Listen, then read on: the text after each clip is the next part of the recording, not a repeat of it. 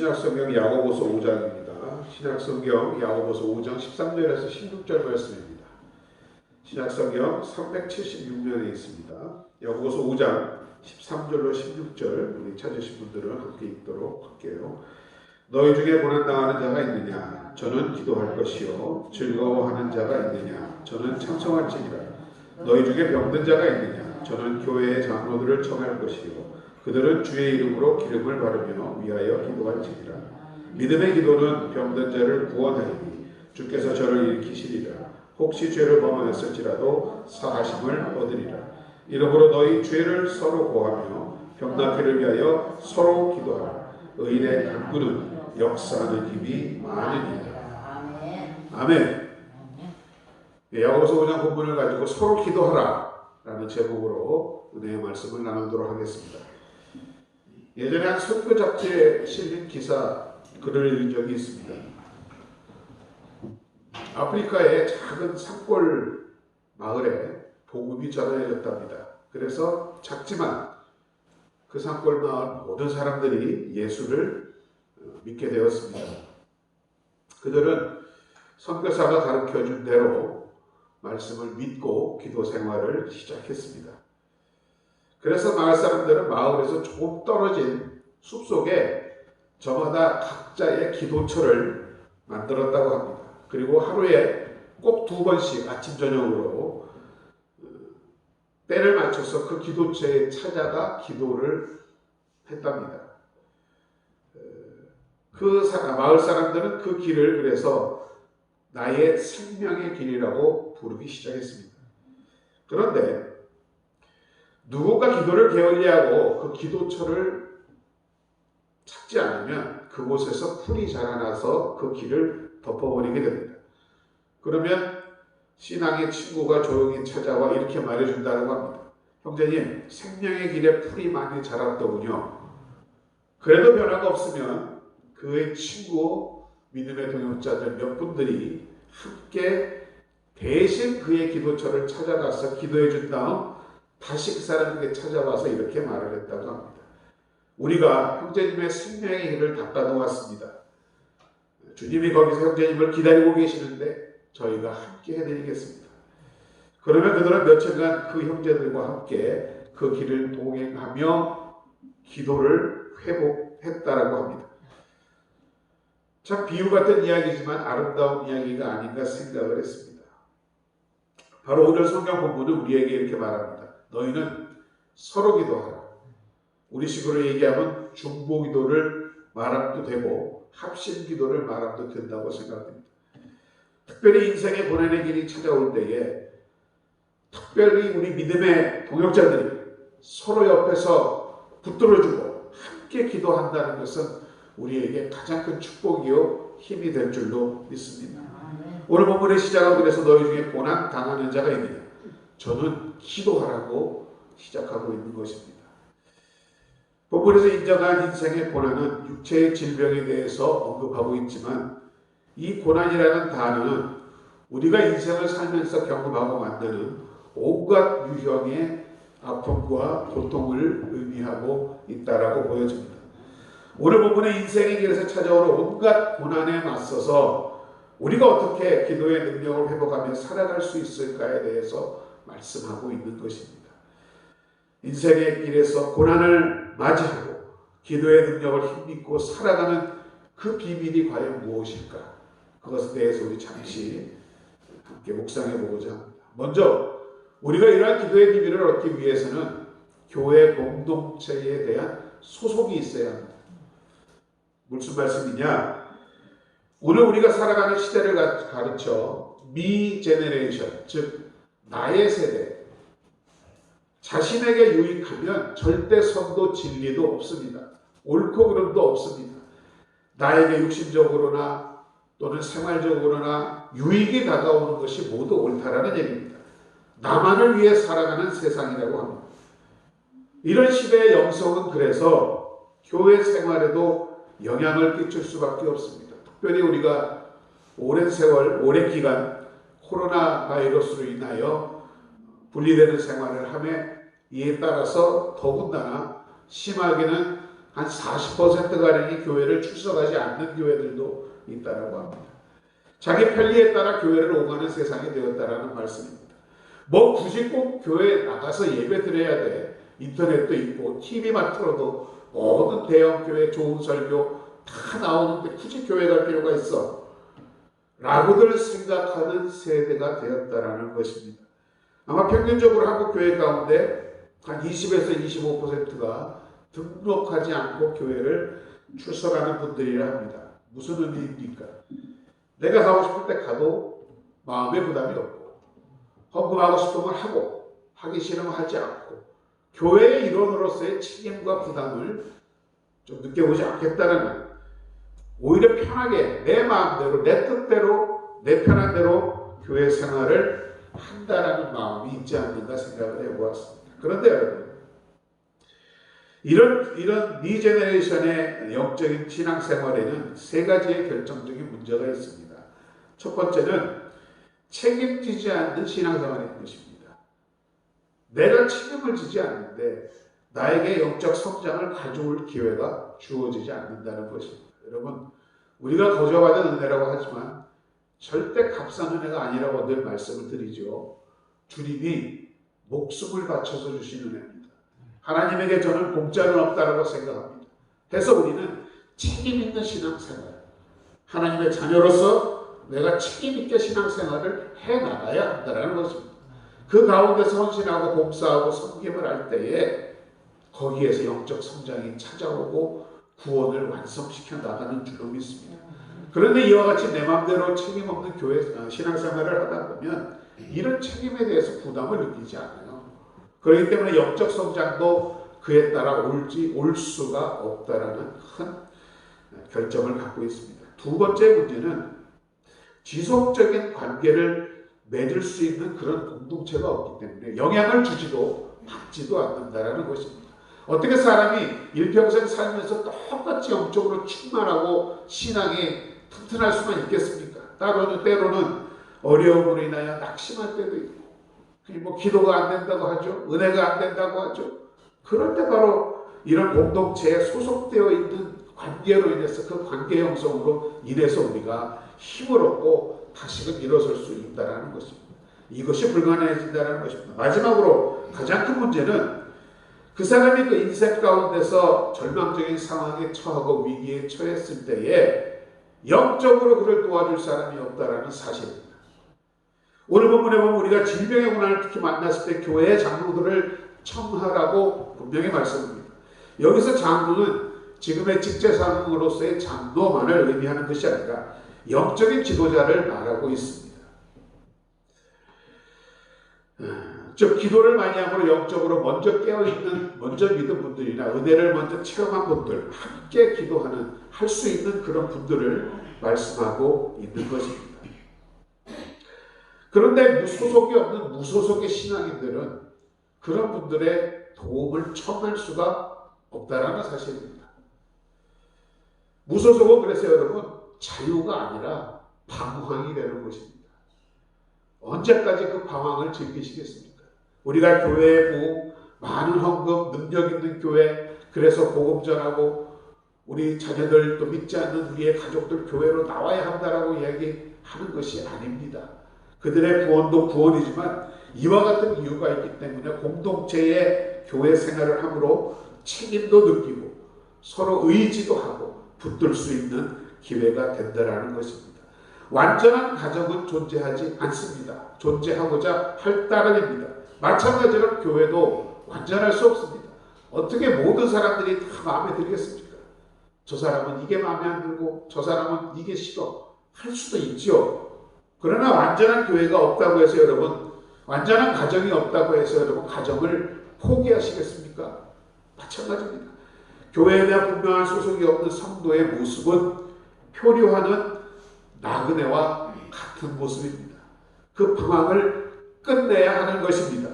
그리하여 여러 가지로 고난을 직면할 때에 그것을 같이 이겨낼 수 있는 그런 신앙의 공동체의 소속을 가짐으로 우리는 낙심하지 않고 새로운 희망을 가지고 살 수 있을 줄로 믿습니다. 두 번째로 고백 공동체에 대한 신뢰가 있어야 합니다. 신학자들은 다른 세상의 공동체와 교회를 구별해서 그 특성을 정의할 때 특별히 고백의 공동체라고 합니다. 우리가 예배 처음에 항상 신앙 고백을 하듯이 교회는 신앙 고백 위에 세워진 공동체입니다. 그래서 우리가 어떤 교회를 나의 교회로 택할 때 바로 우리 교회가, 우리 공동체가 어떤 고백을 하고 있느냐를 보는 것이 매우 중요하다는 것입니다. 이런 신앙 고백을 한 걸음 더 나가 참된 교회 생활을 하기 위해서는 바로 우리의 삶의 고백이 있어야 한다는 것입니다. 삶의 기쁨과 슬픔을 함께 나눌 수 있는 그런 교제, 바로 이것이 교회의 본질인 코이노니아라고 저는 생각합니다. 나의 슬픔도 나의 허물도 나의 기쁨도 함께 나눌 수 있는 믿음 안에서 그런 교제의 장이 바로 우리 교회가 되어야 된다라고 하는 것입니다. 왜? 자신의 그런 실패와 허물, 나의 연약함을 드러낼 때만이 상처의 드러남이, 삶의 상처의 드러남이 바로 치유의 시작이기 때문입니다. 비로소 그때 교회는 치유의 공동체가 될 수 있다라고 말하고 있습니다. 참 이것이 쉽지는 않죠. 특별히 이렇게 지역에서 함께 오래 신앙생활을 하신 분들끼리는 더 힘든 일일 수도 있다라는 생각이 듭니다. 그러나 이런 고백을 통하여서 이 공동체의 치유에 대해서 신뢰를 갖기 위해서는 이런 고백 공동체의 적재성을 찾아야 한다는 것입니다. 이런 고백이 이루어지기 위해서 가장 중요한 전제 조건이 있는데 그것이 바로 서로가 서로를 믿는 상호 신뢰의 마음이 있어야 합니다. 내 자신의 삶을 열고 나의 감추어진 죄를 고백하고 나의 연약함을 드러내도 그것을 비난하거나 정죄하지 말고 나와 함께 아파하고 안타까워하고 그를 위해 중보할 수 있는 그런 믿음이 있어야 한다는 말입니다. 이 전원생활, 그 시골 생활이 얼마나 말이 빠르니까 참 아닌 것 같은데 어느새 모든 얘기가 다 빠져나가고 하는 것이 이런 시골 생활입니다. 오히려. 그렇기 때문에 나의 약점과 허물을 드러내면 그것이 두려움이 될 수도 있습니다. 그러나 하나님 앞에서 그리고 믿는 형제들 앞에서 그것을 드러내고 고백을 할 때 비로소 하나님의 치유가, 하나님의 상처를 치유하시는 기적이 임하게 된다는 것을 이 시간 깨닫는 여러분 되시기 바랍니다. 모든 질병이 다 죄로 인한 것은 아닙니다. 하지만 어떤 질병은 분명히 죄에서 비롯되는 것이 있다라고 성경은 말씀합니다. 그러할 때 특별히 그런 죄가 고백되는 순간 바로 하나님과 우리 사이에 막혔던 장벽이 제거되고 하나님의 치유가 시작된다는 사실, 오늘 본문 16절의 말씀이 바로 이런 약속 아니겠습니까? 이러므로 너희는 너희 죄를 서로 고하며 병낫기를 위하여 서로 기도하라. 의인의 간구는 역사하는 힘이 크다라고 오늘 분명히 본문은 말씀하고 있는 것입니다. 마지막으로 믿음의 기도를 통한 치유를 믿어야 할 줄로 믿습니다. 우리가 서로 모여 기도할 때 어떻게 기도할 것인가? 라는 물음에 15절에 보면 믿음으로 기도하라고 분명히 말씀합니다. 믿음의 기도는 병든 자를 구원한다라고 약속합니다. 믿음이 없는 기도, 항상 여러분의 믿음을 보시고 그 기도가 역사하는 것을 늘 강조하고 있습니다. 그리고 말씀을 붙잡고 근거해서 기도해야 된다고 저는 말씀합니다. 나의 하소연과 한탄과 이런 감정적인 쏟아냄이 아닌 여러분의 믿음을 보이며 그 말씀에 의지하는 기도야말로 오늘 본문이 말하는 의인의 간구라고 저는 생각하기 때문입니다. 그 의인의 간구는 역사하는 힘이 크다라고 분명히 말씀하고 있지 않습니까? 기도를 이렇게 정의하신 분이 있습니다. 기도의 단순한 행위는 유한한 인간을 무한하신 하나님께 연결시키는 행위다. 우리가 기도할 때 하나님의 응답하신다. 고난의 상황은 변화되고 설명할 수 없는 기적이 그래서 일어나는 것이라고 정의가 있습니다. 늘 우리도 새벽기도 때마다 강조하지만 지금 나에게 펼쳐지고 있는 모든 상황과 여건, 문제와 아픔, 이 모든 것을 하나님께 고함으로 내 몸으로 그 일이 하나님의 것이 되게 하라고 말씀을 드립니다. 제가 이러이러한 문제와 어려움을 당하고 있습니다. 주님, 지혜를 주시고 이길 수 있는 힘을 주옵소서. 함께하여 주시고 앞서 행하여 주시고 해결하여 주옵소서. 아버지에게 요청하듯이 아뢰라는 것입니다. 그러면 그것이 나의 고민으로만 끝나는 것이 아닌 하나님이 함께 하시는 문제가 된다라는 믿음입니다. 바로 그 믿음을 가지고 기도를 해야 한다라고 합니다. 오늘 본문 15절에 믿음의 기도는 병든 자를 구원하리라는 말씀에서 이 구원은 단순한 질병에서의 회복 이상인 것을 말씀하고 있음을 또한 기억하시기 바랍니다. 이어지는 약속처럼 병든 자리에서 일어나 하나님께 쓰임을 받는 사명의 인생을 살 수 있게 된다는 약속인 줄로 믿습니다. 19절 이하에 계속되는 야고보의 권면은 그가 다시 전도하며 잃어버린 영혼을 구원하는 소명의 삶에 대한 회복을 보여주고 있습니다. 만약 우리가 믿음을 버리지 않고 계속 기도할 수만 있다면 이 모든 것이 가능하다고 오늘 본문은 분명히 말씀하고 있습니다. 오늘 이 시간 이 말씀을 함께 나눈 우리 모든 사랑하는 성도님들 교제 안에서 이런 치유와 회복을 경험하시는 여러분 되시기를 주님의 이름으로 축원드립니다. 오늘 본문을 다시 한번 정리하겠습니다. 13절입니다. 너희 중에 고난당하는 자 있느냐? 저는 기도할 것이요 즐거워하는 자가 있느냐? 저는 찬송을 지니라고 말씀합니다. 고난당하면 낙심하고 원망하고 불평하고 옆에 있는 사람 트집 잡지 말고 기도해야 하는 것입니다. 하나님께 알려드려야 하는 것입니다. 이 길보다 더 좋은 길이 어디 있습니까, 여러분? 세상 사람 아무리 가깝고 나를 도움 줄 수 있는 사람 같아도 하소연해 보세요. 아무 소용없어요. 말은 안 하지만 속으로 쯧쯧쯧 하고 할 뿐입니다. 그러나 우리는 믿음 안에서 서로 고백을 할 때 기도하는 자들을 위하여 또한 중보하는 우리가 되어야 할 줄로 믿습니다. 하나님께 더욱 앞으로 나가 점점 알곡과 같은 그런 사람들이 되어주시기를 주의 이름으로 축원합니다. 주님께서 위로하시고 건져주시고 여러분에게 안식을 주실 줄로 믿습니다.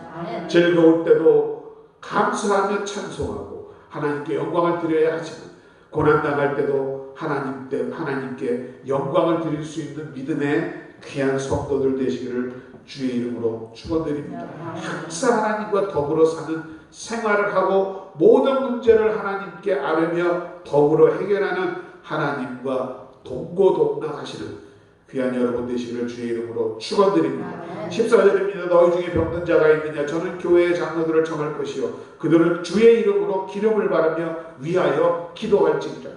병든 자가 있을 때 교회의 장로들을 청하라고 합니다. 교회의 장로들이란 교회의 지도자들을 말합니다. 저 같은 목사 또 장로님 또 우리 권사님들 중에 기도 많이 하시고 신앙이 깊으시고 능력 있으신 분들을 초청하여 그분들과 함께 기도하라고 말하고 하는 것입니다. 그러면 육신의 병도 아울러 고쳐지지만 특별히 주의 이름으로 기름을 바르며 기도하라는 것은 그 사람의 영적인 면을 도와주며 기도하라는 뜻인 줄로 믿습니다. 병자를 위하여 기도할 때 특히 하나님의 치료의 방법을 받는 것은 바로 그 아픈 사람의 영혼을 되살리는 일이 먼저 되어야 하는 것입니다. 그러하기에 하나님의 능력으로 치료함을 받으면 그 질병은 또한 계속 기도함으로 이어져 가야만 되는 것입니다. 영혼이 깨어있지 않으면 그 치료함이 사라지기 때문입니다. 그 영적인 힘을 얻어 그 얼굴에 기름을 바를 때에 바로 성령의 역사가 나타남으로 인하여 그 사람의 마음이 먼저 고쳐지고 성품이 부드러워집니다. 그러하여 그의 육체의 질병 또한 고쳐지는 이 시간 깨닫는 여러분 되시기를 주의 이름으로 축원드립니다. 15절입니다. 믿음의 기도는 병든 자를 구원하리니 주께서 저를 일으키시리라. 혹시 죄를 범하였을지라도 사하심을 얻으리라고 말씀합니다. 여러분, 믿음의 기도란 무조건 병이 나올 줄 믿사오니의 기도가 아닙니다. 하나님의 뜻대로 되는 것을 믿는 기도인 줄로 믿습니다. 하나님의 말씀과 뜻에 순종하는 것이 바로 믿음이지 않습니까? 병 낫는 것이 하나님 뜻이면 나은 줄로 믿는 것이 참 믿음입니다. 병 낫지 않는 것도 하나님의 뜻이면 그것에 순종하는 것이 믿음이라는 것입니다. 바른 기도는 바로 이와 같이 순종하는 기도인 줄로 믿습니다. 주님이 우리에게 먼저 본을 보여주셨지 않습니까? 내 원대로 마옵시고 아버지의 원대로 하옵소서. 이 말씀을 하기 전에 예수 그리스도도 인간으로서의 수없는 갈등과 많은 어려움을 이겨내고 결국은 토해낸 기도가 바로 아버지의 뜻대로 하옵소서라는 기도였는 줄로 믿습니다. 나의 욕심과 내 뜻대로 하는 기도가 아니고 덮어놓고 살려만 달라 하는 기도가 아닙니다.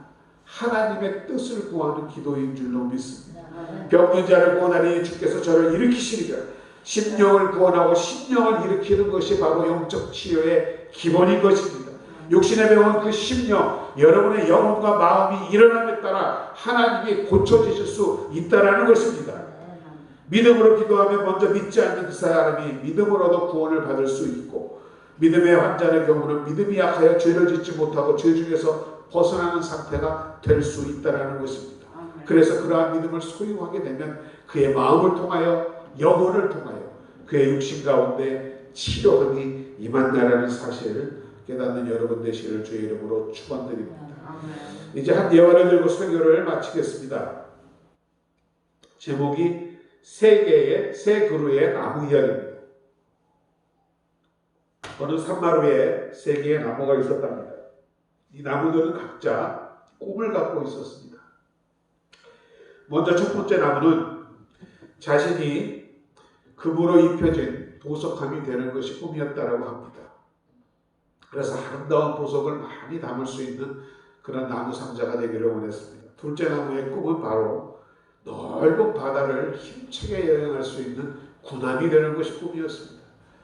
마지막 셋째 나무의 꿈은 이 산마루에서 가장 높은 곳에 아름다운 나무가 되어 사람들로 하여금 자신을 바라볼 때마다 기쁨을 줄 수 있는 그런 나무가 되는 것이 꿈이었습니다. 그래서 이 세 나무는 함께 모여 서로를 위하여 꿈을 이루어 달라고 자주 기도를 했다고 합니다. 그러던 어느 날 한 나무꾼이 이제 산모래에 올라 첫째 나무를 자르기 시작했습니다. 이제 그는 드디어 나의 꿈이 이루어지는구나. 내가 이제는 온갖 보석으로 치장한 보석함이 될 것을 기대하고 있었답니다.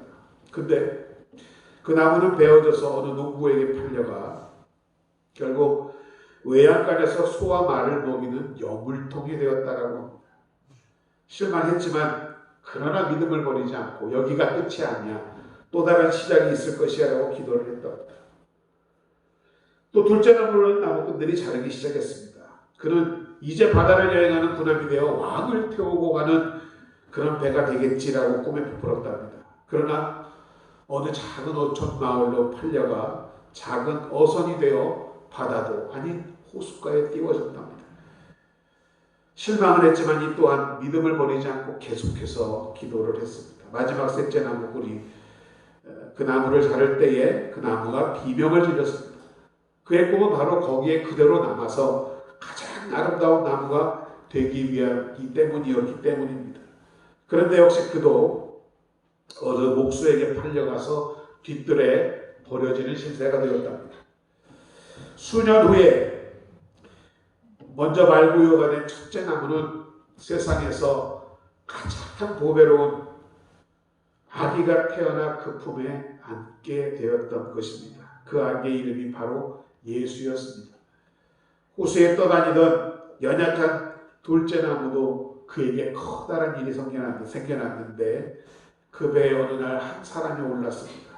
그의 제자들도 함께 오르게 되고 갑자기 폭풍이 일자 두려워하는 제자를 안심시키며 바다를 한마디로 꾸짖자 호수는 잠잠해지고 제자들은 그에게 엎드려 주님의 이름을 경배하게 되었습니다. 바로 왕 중에 왕을 모신 배가 되었다는 사실을 알게 되었습니다.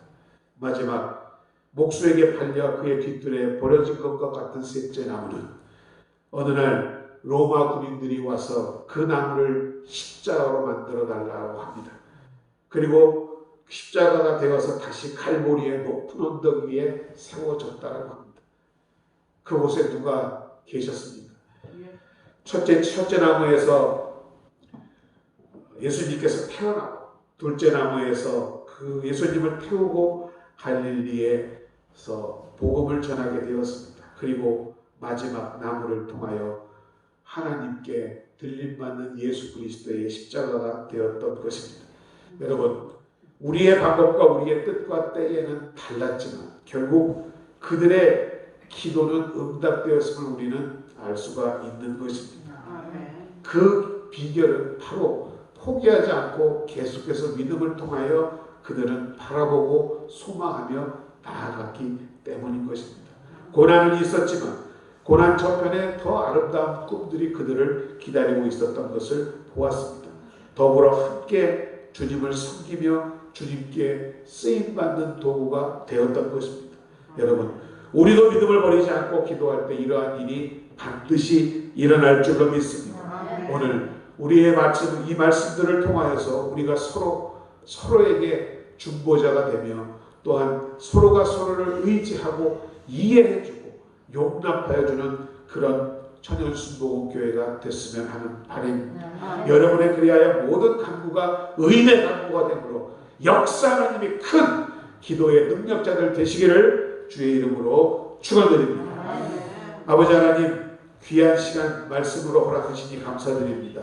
이 시간 아버지 주신 말씀과 같이 아버지 우리가 서로가 서로를 위하여 중보자 되기를 간절히 소망합니다. 그러할 때 주님의 살아계시고 역사하시며 함께 하시는 축복이 우리 안에 넘쳐나게 하여 주옵소서. 예수님의 이름으로 감사드리고 기도드립니다. 이 시간 말씀 생각하면서 잠시 주님의 이름 한번 부르고 기도하도록 하겠습니다. 주여